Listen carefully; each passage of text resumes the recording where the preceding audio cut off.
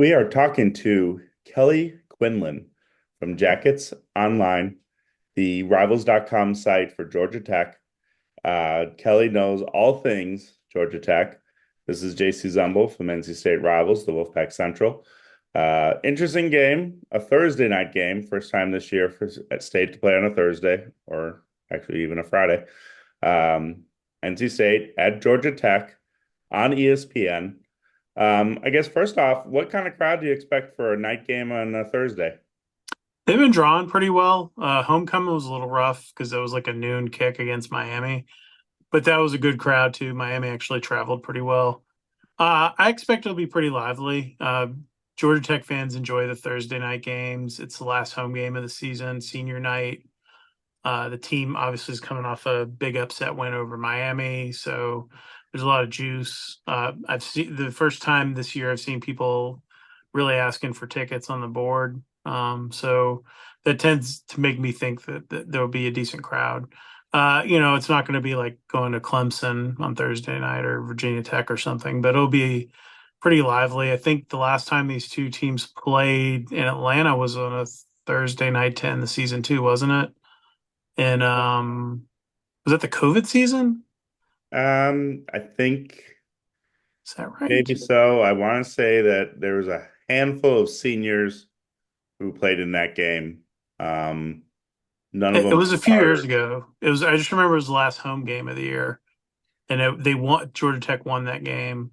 It might have been. It was probably when Jeff was still coaching, but as you and I know, we've been doing this a long time. It all blends together, right? Like Mhm. I was telling a story about something that happened in a Auburn Mercer game, and I thought it was from 2022, and it was a 2017 game between Auburn and Mercer. So that's what happens when you do this for a long time. It all blends together in your mind. But yeah, no, Thursday night's usually pretty good. Even in the leaner years at Georgia Tech, they've been pretty good.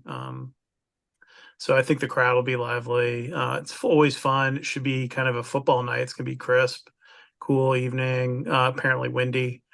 And you know, Georgia Tech with the chance to go undefeated at Bobby Dodd Stadium for the first time since 1999. So a lot to play for them. Obviously, NC State's trying to play for some things as well.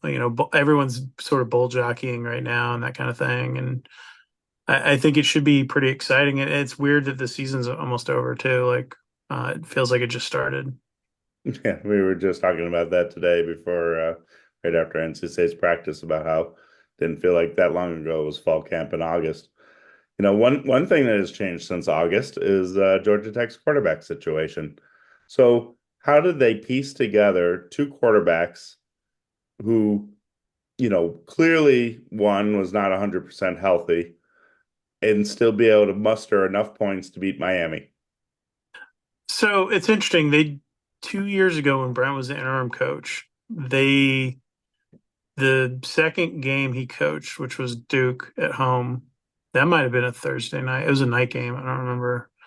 Anyways, Jeff Sims gets hurt, the starting quarterback at the time. Jeff gets hurt, and they kind of stumbled through different quarterbacks that year. Zach Pyron, who's the backup quarterback now, ends up starting some as a true freshman. Then he breaks his collarbone in the Miami game that year, which was also a night game. And they ended up finishing that season with two different quarterbacks, playing Zach Gibson, who had been demoted to third string, and then Tyson Pumachan, who's a starting quarterback at UMass now, former Clemson. And it was the same kind of game plan, but different coordinator, different offensive coordinator, everything, but still Brent Key. And with Haynes King with having some issues with his shoulder, wasn't maybe able to throw the ball downfield, drive the football. They decided to use Aaron Philo, true freshman, put him in there. Zach Pyron, the backup quarterback's been hurt, so they were down to QB1 at like 50%, maybe 60%, and then a healthy Aaron Philo, the true freshman. So Aaron played, particularly in passing situations, a lot, and then Haynes played, sort of the bulk of the downs. I think Haynes played probably like 65% of the snaps or something like that in that game. And it was fascinating to me because watching Miami's defensive coordinator, Lance Guidry, he didn't like zero blitz or do any of the things I would have thought they would do when Haynes King was in. They've sort of played them straight up. So they're able to run the football. And And the QB run games have been so important to Georgia Tech. When they haven't had that, they've really struggled running the football. And it all kind of coalesced. They were able to move the ball just enough. They played keep away. They had a 17 play drive that was the second longest drive in school history. It was like 10 minutes and 32 seconds or something of clock. In one of the quarters, it just killed an entire quarter basically. And it's interesting because this is a game where you have two teams that like to control the clock. This could be a very fast game if both teams are running the football worth anything in this game. But yeah, they like the using the different quarterbacks, different situations. They've done it all year. Zach Pyron was the short yardage kind of red zone quarterback at times for them.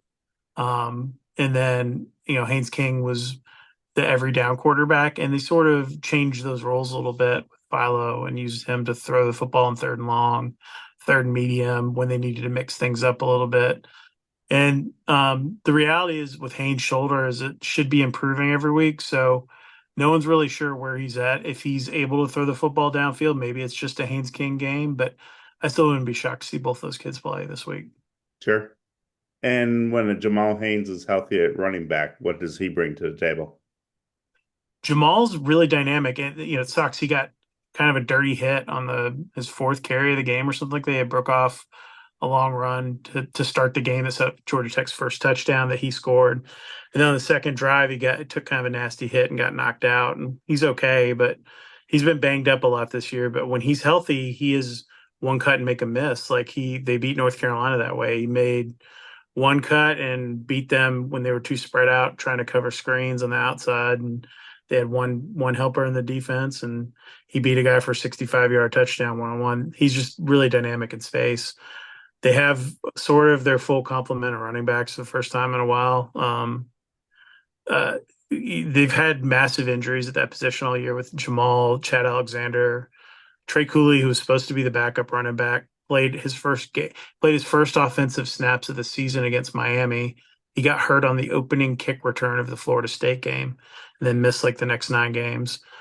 He was the guy who, if you've seen the viral clip, he's the one that got like blew up on the targeting over the middle of the field. He stayed in the game, finished the game, is healthy for the first time in a while. Trey, they have him back, and then they have Anthony Carey and Trelane Maddox, who's the other true freshman's the only guy that's out right now. So they have their full complement of backs back. And that's been huge for them. It was huge in the Miami game because they ended up playing the fourth string guy in that game, and were able to still win the game. So I think Jamal will be back healthy. I'm, optimistic about Chad Alexander from what I've heard. And then Trey Cooley's fine, and Anthony Carey's fine. So they're pretty dynamic, and they're all versatile and all home run threats. That's the big thing that I think is a little different than they don't have like a big plotter. They have a lot of guys who can break it. For Wolfpack fans, Trey Cooley went to Knightdale High School in the Raleigh area. State tried the first time around, picked Louisville. Then he transferred out of Louisville. State tried again to reunite him with his younger brother, Tamarcus Cooley, who went to Knightdale High and then finished up at Roseville High. Tamarcus ended up decommitting from NC State, signed with Maryland. Wow, Trey Cooley goes to Georgia Tech. Tamarcus then transfers back to NC State after his first year at Maryland, and the two brothers are now reunited against each other, which was not looking like it would happen with all the injuries that Trey had had. So I'm sure they will have an emotional Thursday night with the game within the game. Tamarcus Cooley is starting nickel as a redshirt freshman for NC State. Just to finish up on all things Cooley, does Trey have a chance to redshirt this year and be back next year since he missed so much time? Yeah, so he has played in 2 games now with 2 left that count. Obviously, the bowl doesn't count. So I think the plan has been to let him take that red shirt year and go somewhere. He's doing senior day. So yeah, I wouldn't be shocked to see him try to transfer and go somewhere where he can get a starting job. Jamal Haynes and Chad, all of the other running backs in that room have at least another year left. So it would not shock me if he goes somewhere. It'd be funny if he ends up at NC State. I have no idea what he would do, or if he's even planning to transfer or just wants to play again next year. But since he's going through senior night, it leads me to believe that he's probably looking at his options down the line. Sure. So one of the things that Coach Dave Doran does in his weekly press conference, which can be found on the Wolfpack Central's YouTube channel, along with all post-practice interviews and basketball interviews, um, Coach Doran likes to break down the opponent. And part of the breakdown, my jaw dropped a little bit, which doesn't happen all that often because I just wasn't aware of how impressive Georgia Tech's offensive line has been in protecting the passer. Is it true that they've only allowed 4 sacks this year? Yeah, and the majority of the Haynes King's only been sacked once, I think, this year. Crazy. The rest of them were Philo and Pyron, the two backups, like playing in the last couple of games, Notre Dame, Virginia Tech, and then Miami. So yeah, pass protection's been great. The left tackle's like the highest graded one of the highest graded pass pro guys on Pro Football Focus for the season. What's Their his overall is in the 80s, I think, on the team for pass pro for their offensive line, which is insane. what They is his struggle name? actually more run blocking than that. Who's the left tackle? Oh, Corey Robinson from Okay. so Corey started the season hurt, and Jordan Brown, who transferred from Charlotte to Georgia Tech, was the starting left tackle first couple games, and then Corey got healthy and moved back into the job, and he's been the starter off and on the last 2 years and is having a really great season this year. He transferred to Tech from Kansas, where he didn't play at Kansas. It's a huge sore point for Kansas football fans Hmm, now to have this guy playing so well. sure. Defensively, watching him against Miami, I was impressed with Omar Daniels at safety. Obviously, the a lot of the action funnels towards the linebackers. I don't know. You tell me. No name defense, or are there 4 or 5 guys that you think have a chance to be all conference type players, or does it just seem like a unit that just works well together? They're sort of just sort of collection of guys that play well together. They've played a lot of different combinations of players. Defensive lines had multiple different starting. I think the only guy who's probably started every game this year is Zeke Biggers, the D tackle from North Carolina. Big man. Um, Big dude. Our own Adam Friedman once told me that he would never play defensive snap in college football. I think he thought he Mm, was an offensive lineman, and he's from West Rowan, maybe. yeah, And sounds about right. Zeke has been like a multi-year starter there, so that was one of our misses as a recruiting. We had him at like a 2 star or something. He should have been Doran that. loved the South African from Penn State. Yep. Oh, JJ Vandenberg. Yeah, Jordan Yeah, loved Vandenberg. him in his comments in the press conference. Yeah, so Jordan came in and was a guy who was like the fourth tackle maybe at Penn State last year, and has moved his way into starting lineups. Has been all over the place. Great nose for the ball, makes plays. Romello Height, the guy they got from USC, he's been making a lot of plays. He hasn't gotten a lot of sacks, but he has a lot of pressures and impacts the game a lot. He's had back-to-back strip sacks the last 2 weeks on the first play of the Virginia Tech game, and then a huge one to kind of ice the game against Miami. Kyle Efert's the heart of the defense, the middle linebacker. He's been battling some injuries. He actually got hurt sacking Cam Ward in the Miami game, came back in and played. Uh, just dealing with some stuff. But yeah, the whole defense has been all over the place. The most impressive thing about the Miami game is their best corner was out in that game, and they moved a nickel to corner, and he played. Rodney Shelley played the entire game at corner. Hadn't played maybe like 10 snaps all year at corner, play the entire game as a starting corner against those receivers. And then they moved a safety to nickel and moved Omar Daniels from nickel to safety. And Omar Daniels played well. And they've just mixed and matched all year and done a really good job with it. It's the core of the defense is the guys from Duke under Elko, Jess Simpson, and Tyler Santucci, the defensive coordinator. They're kind of the core guys there, and that's they've made a huge difference. And the biggest change probably with them is the run defense has improved dramatically from the first couple of games to the last 4 or 5. They've played really well. I asked Coach Doran about going against Tyler Santucci, who was at Duke last year. And Duke has been the bane of NC State's existence in the last I guess a year and a half, or however the calendar is, 1 year. So that defense shut down NC State last year, and State really had to turn around things during the bye week, and they did. And then even though it's not the same defense, I'm sure under Manny Diaz, but then Duke just defeated NC State last week. So there's a little something something I think when when they go against Santucci because of what he did against NC State last year. Little, chess match game within the game. Um, Anything noteworthy about special teams? Anything that stands out? They fired the special teams coach, or he departed the program middle of the season. Tim Salem, who was at Pitt, took over. He had been an analyst on the team and working with them all year, and that sort of shored up the couple of issues they're having. They were missing a lot of field goals with a kicker who had been really good last year in Aiden Burr, and he's kicked better since they made that change. The punt team's been a little bit better. That was a little shaky at times with the senior David Shanahan, the Irish kid. And the biggest difference probably from the start of the season to now is the guy who was the kick returner, Christian Leary, quit the team 4 games into the season so he could go in the portal because he was like third string slot as a redshirt senior or as a true senior or whatever it was, redshirt junior, whatever he was. So they've had to kind of change some personnel and kick returns. Eric Singleton, who's their best receiver, is doing quite a few of them, and then they have a couple other guys that can rotate in. Punt returns been uh, also some different guys, Bailey Stockton and Rodney Shelley I talked about before, have been back there. That's been kind of hit and miss a little bit too. So those are the two sort of areas that have been a problem. But early in the season, they had trouble with blocked field goals, and that cost them the Louisville game.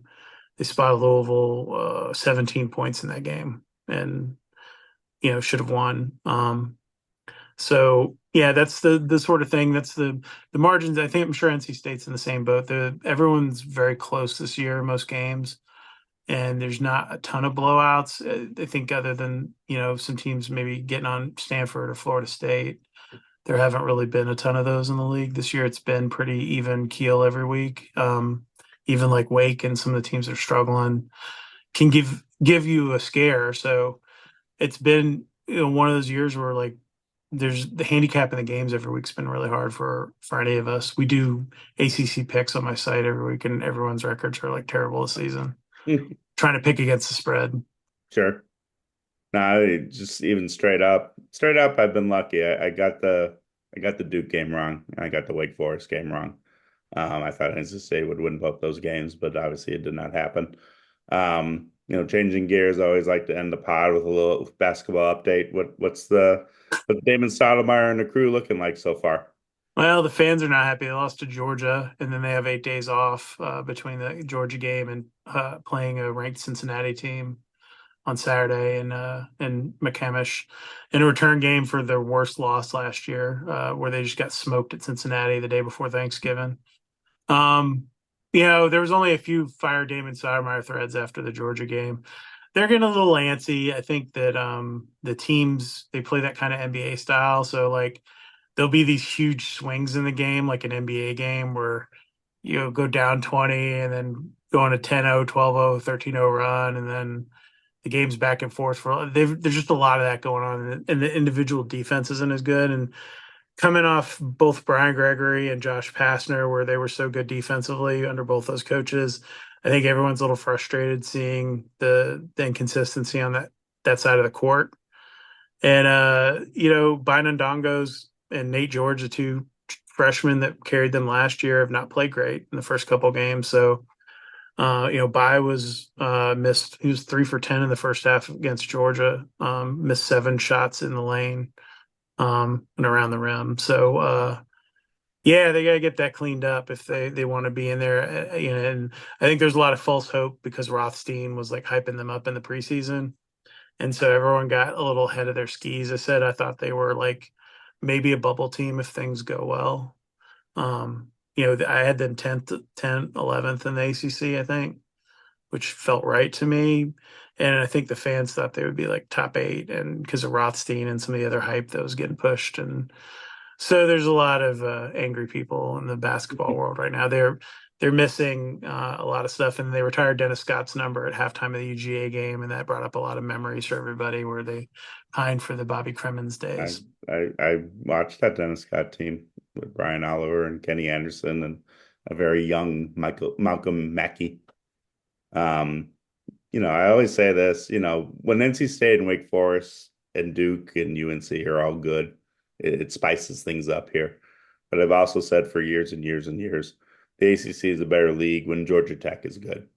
Yeah. And you know, obviously the years where they were good under with Derek Favors and you know, making it to the title game with BJ Elder and Will Bynum and Ishmael Muhammad and that crew and obviously Bobby Cremins, year after year, point guard you and all that good stuff. I think the league misses things when Georgia Tech is not among the top 5, 6 squads. And we see that the last few years with Louisville and Syracuse and even a little bit of Notre Dame not being in that mix. I think that's where that national narrative starts of the ACC, quote unquote, being down, even though their teams usually have somebody do well in the NCAA tournament. Um, you know, where can people find your work this week? What's been cooking on Jackets Online? So yeah, Jackets Online on the Rivals Network. Kelly underscore Quinlan on Twitter, X, whatever you want to call it. That's my primary one that I use. Yeah, this week was a fun week. They had three offensive line commits. I'll visit South Carolina and I'll turn them down. And so one of them trolled the hell out of the Gamecock Nation on Monday, tweeting out, "Is this home?" and all this stuff, only to shut it down. It was like an intentional troll, and it got everyone up in their feelings on the Georgia Tech Hmm. site. And then I kept telling them, "Wait, wait." I was like, "Nothing's happening with this kid." And then it came out, all the stories, and then that kid got named a 4-star today by Rivals. So and then the other 4-star kid has been Demola has been all over the place, and yeah, it's been an interesting week. Recruiting's been real crazy. They're going head to head with Georgia on a lot of kids, so sort of like if NC State was going against Duke and Carolina in basketball for a kid, like that's the sort of parallel in that. And they've won a couple of those battles on a couple of 4-star kids over Georgia, so that's been kind of a big narrative this year too for Brent Key and his program and trying to turn the corner. Sure. They did lose their NC State head to head though on Cam Strong, and I think NC State's good there. Well, true. And hopefully, you know, chatter on whether Clemson might make a move at some point. But so far, so good. He seems solid to NC State. They've lost some other guys though. They lost 2 receivers in the last couple of weeks. Arian Concepcion, Kevin's younger brother, was this week. Jamar Broader, who is a kid from South Florida area. He decommitted, picked Michigan. So things have been a little tense, a little It's tense. poaching season, JC. That's what's going I, on, man. well, I always tell people these players don't really go through the process like they used to. It's boom, boom, boom in June. They get their spot for a couple of reasons. One, they don't want to, they want to have a spot before their senior year starts in case they get hurt. And then two, they want a spot because, they know that once the portal begins, you don't want to compete against an onslaught of portal players, which is a little different this year because of signing day being moved up to the first week of December. But I mean, some of the kids that have decommitted from NC State, well, it's like, well, they took one visit and they committed. Like they didn't even really go through the recruiting process. So that doesn't surprise me too much because it wasn't one of those, well drawn out recruitments where every step is taken. Um, Yeah, I think a lot of the kids that Georgia Tech has flipped in this cycle or had flipped from them were in that situation you're talking about. They took one or two OVs and that was it, and made a decision in June, and then regretted it. But they had an opposite flip. They flipped a D tackle from Georgia and lost a kid to Georgia, and that was a situation. The D tackle never took his OV to Georgia Tech. He got squeezed by Georgia, committed there, and then flipped later because it wasn't a fit. And then they got a DB that was like a big time kid that Georgia Tech got on early and was just ahead of everyone. And it was his only visit. And then he took a visit to Georgia and it kind of blew everything up. And yeah, there's a lot of that going on. And then people seeing whose booms or busts on the team and where they missed on kids and all that stuff changes the math. And the 105 thing with the scholarships is there's a lot of positioning going on in terms of how teams are going to deal with that. So it's been a very strange cycle. And then watching, and it just trickles down, right? Like one of the schools I also help cover is USF. They lost a bunch of kids. I think they're about to lose one to Virginia and one to Florida State, and they went and raided Toledo. for three kids. And like, so my State joke just with, offered a kid that's committed to Toledo. yeah, so like my joke has been to the USF coaches whenever I see them that they're going to get Toledo in their bowl game, and Mm, Jason Candle's going to like run it up on them because he's pissed mm. off they took three of their kids. But that's sort of the way it is, man. It falls downhill, and Yeah, it just I call it punching down. yeah, 100%, right? Like, and so you miss on a kid, then you got to go pivot to your plan B, and your plan B is usually at this point going to be committed somewhere else. It's not the Yeah. way it was 5 years ago. Yeah, I mean, just in the last week, states offered guys who have committed to Toledo and Florida Atlantic, and a guy who literally just picked Purdue, and they flipped a kid at one point from Troy in August. So I mean, there's different ways of doing it. I'll be curious to see how the final class is put together, but in my head, I don't think they need more than like 5, 6 really good transfers. I don't think like whatever number they bring in, but like they need 5 or 6 to really fill So, specific needs for next year. so Brent Key and I have talked about this a lot, and the analogy I use is if you follow baseball, like the Atlanta Braves, right? The Atlanta Braves are built on their farm system. Their core of their team is mostly guys that they brought up, like Acuna and all those dudes, right? That are Mhm. household names and a lot of pitchers and stuff. Then they backfill and they get their Matt Olson and their whoever in free agency, Ozuna or whoever. That's what you have to be doing. You can't build your team. The teams that are building off the portal so heavily are really, it's really hit and miss. That's what happened to Florida State this year, right? Like Yeah, they were trying to backfill too many important positions in the portal. So I think high school recruiting and that player development piece still has to be such a huge part of all this. And hopefully kids will start to understand it too, that it's okay to sit for a year or two and be two or three. Now, if you're four at Alabama or whatever, those guys are going to leave. And that's the biggest difference with the portal now. But like, if you're second string, maybe you need to hang out, like look at y'all's situation with like MJ Morris or like some of these guys have left that are not starting at their new school. Like, there's a lot of that going on too, where guys just pull a ripcord or not happy or whatever. And it creates a snowball effect on those guys over time. They become more and more unhappy and they think they should be playing or whatever. The grass is greener somewhere else. And they're a lot of times just throttling their development into the toilet. Like, yeah, and then you become the guy who's transferred a couple times and then it's hard to spit out of that. yeah. I mean, I don't know if MJ Morris would have thrived at NC State. I won't go that far, He but had a I think he difficult would have recruitment out created of high school. dominoes if he had gone through things normally.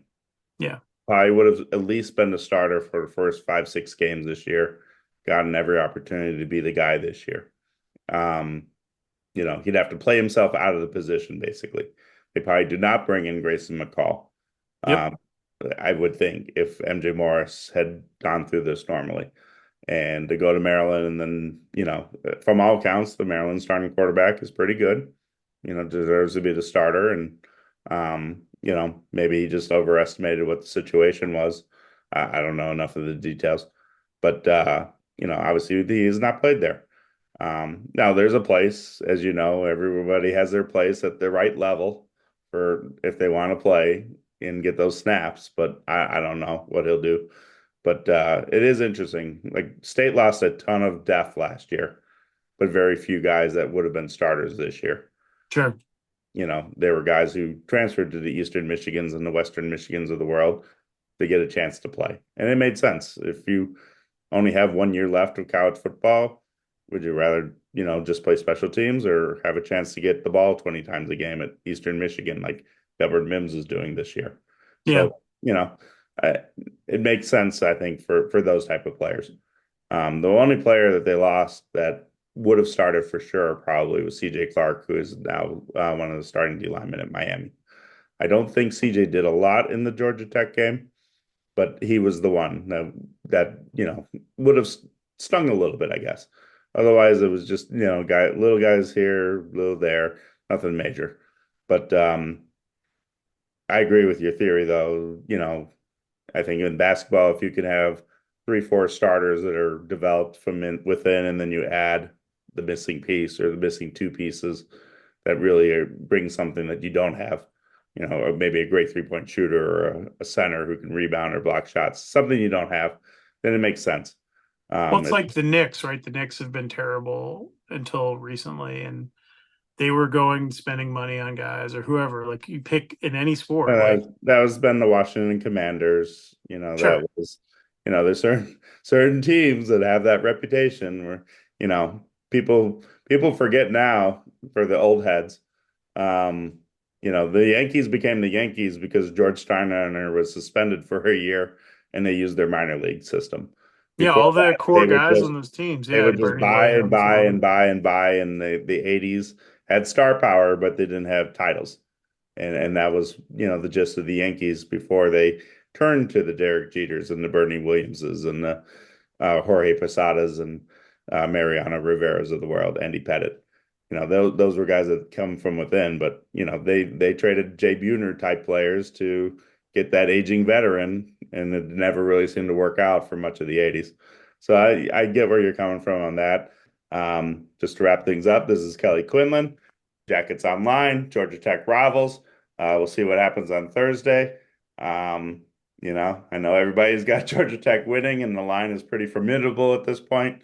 I'm just curious. It almost feels like like it would set incredible drama for the UNC game if NC State loses to Georgia Tech. There's no question about that.